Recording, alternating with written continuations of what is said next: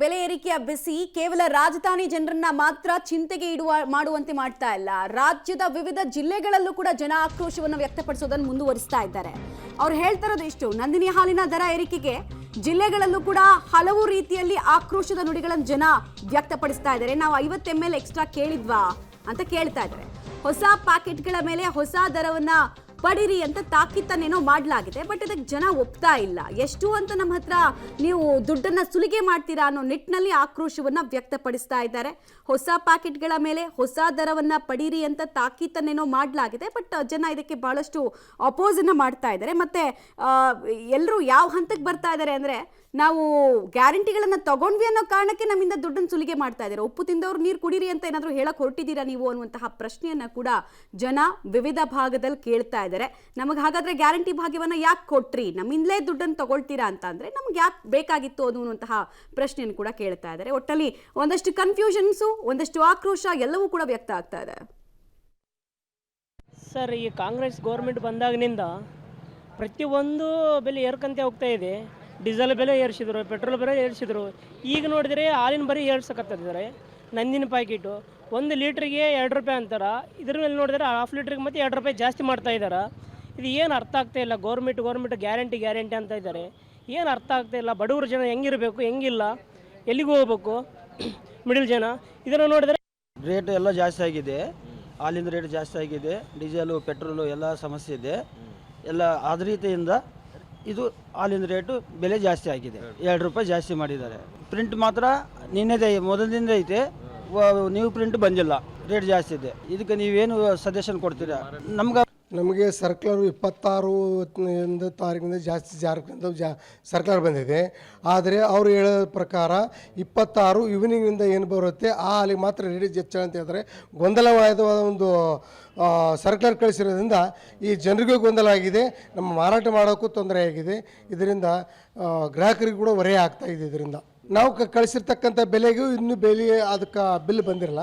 ಆ ಬಿಲ್ಲು ಕಟ್ಟೋ ಕಾಲಕ್ಕೆ ನಮಗೆ ಅದರ ವ್ಯತ್ಯಾಸವನ್ನು ಗೊತ್ತಾಗ್ತಾ ಇದೆ. ಈಗ ಎತ್ತಿನ ಬೆಲೆಗಂತೂ ನಾವು ಮಾರಿದ್ವಿ. ಈಗ ಬಂದು ನಮ್ಮ ಮಾರ್ಕೆಟಿಂಗ್ ಆಫೀಸರ್ ಹೇಳಿದ ಪ್ರಕಾರ ಈಗ ಅದು ಹಳೆಯ ರೇಟಿಗೆ ಪುರಾಣ ರೇಟಿಗೆ ಮಾರ್ತೀವಿ. ಇವತ್ತು ಸಾಯಂಕಾಲ ಏನು ಬರ್ತಾವೆ ಹಾಲಿಗೆ ಅದಕ್ಕೆ ನಾವು ಹೆಚ್ಚಿನ ರೇಟ್ ದರವನ್ನು ಮಾರಾಟ ಮಾಡ್ತಾ ಇದ್ವಿ. ಗ್ರಾಹಕರಂತೂ ಇದಕ್ಕಂತೂ ಗೊಂದಲಮಯದ ಒಂದು ವಾತಾವರಣ ಸೃಷ್ಟಿಯಾಗಿದೆ. ಗ್ರಾಹಕರು ಎಲ್ಲದೂ ಹೆಚ್ಚಳ ಮಾಡ್ತಾ ಹೋದರೆ ಯಾವ ಕಾರಣಕ್ಕೆ ಈಗ ಜಾಸ್ತಿ ಆಗಿದೆ ಅಂತ ಕೇಳ್ತಾ ಇದ್ದರು.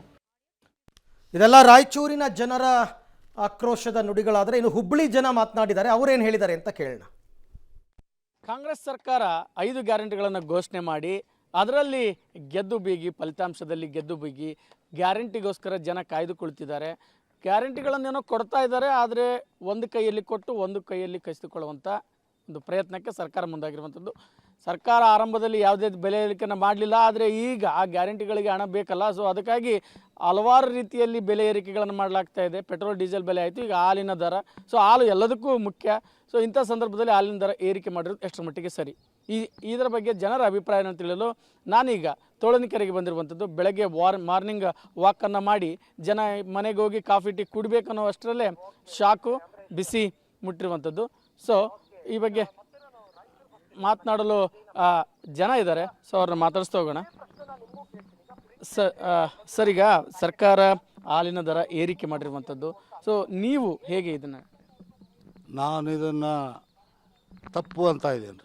ಯಾಕಂದರೆ ಜನರ ಮೇಲೆ ಇಷ್ಟು ಭಾರ ಹಾಕ್ತದೆ ತಮ್ಮ ಗ್ಯಾರಂಟಿಗೋಸ್ಕರ. ಈಗ ಹಾಲಿನ ರೇಟ್, ಆಮ್ಯಾಗ ಈಗ ಪೆಟ್ರೋಲ್ ದರ ಏರಿಸಿದ್ರು, ಮಾರ್ಕೆಟ್ ರೇಟ್ ಎಲ್ಲ ತುಟ್ಟಿ ಆಗಿದೆ, ಕಾಸ್ಟ್ಲಿ ಆಗಿದೆ. ಜನರು ಉಸಿರಾಡಿಸೋಂಗೆ ಆಗಿದೆ. ಆ ಥರ ಒಂದು ವಾತಾವರಣ ಸೃಷ್ಟಿಯಾಗಿ ಇವರು ತಮ್ಮ ಯಾವುದು ಡೆವಲಪ್ಮೆಂಟ್ ಇಲ್ಲ, ಯಾವುದೂ ಇಲ್ಲ, ಯಾವೇನೇನೂ ಇಲ್ಲ, ಬರೀ ಎಲ್ಲನೂ ರೇಟ್ ಹೆಚ್ಚಿಗೆ ಹಾಕೊಂತ ಕೂತ್ರೆ ಜನರ ಮೇಲೆ ಭಾಳ ಭಾರ ಆಗ್ತದೆ. ಇದನ್ನು ನಾನು ಖಂಡಿಸ್ತೀನಿ ಅಂತ ಹೇಳ್ತಾ ಇದ್ದೀನಿ. ಓಕೆ ಸರ್, ಇನ್ನು